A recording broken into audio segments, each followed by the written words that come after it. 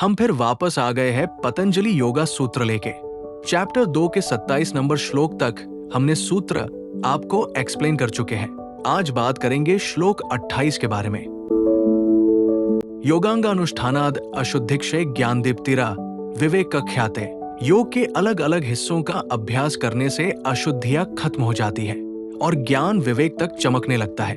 अब व्यावहारिक ज्ञान की बात आती है, जिसके बारे में हम अभी बात कर रहे थे। वो बहुत ऊंचा है, वो हमारी समझ से बहुत ऊपर है, लेकिन वो आदर्श है। सबसे पहले शारीरिक और मानसिक नियंत्रण पाना जरूरी है, फिर उस आदर्श में एहसास स्थिर हो जाएगा। आदर्श जानने के बाद उसे पाने के तरीके का अभ्यास करना बाकी रहता है।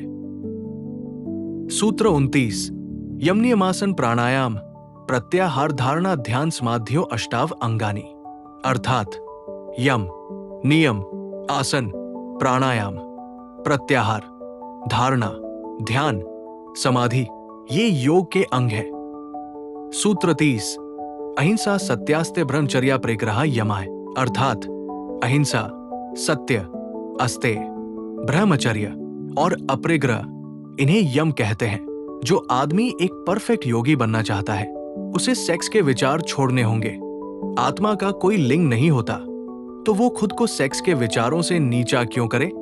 बाद में हम बेहतर समझेंगे कि ये विचार क्यों छोड़ने चाहिए। कुछ भी लेना चोरी जितना ही बुरा है।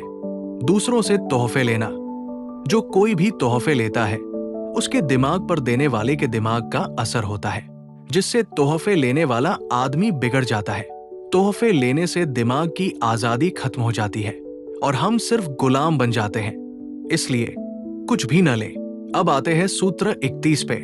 जाति देश काल समयान वच्छिन्ना सार्वभौम महाव्रतम।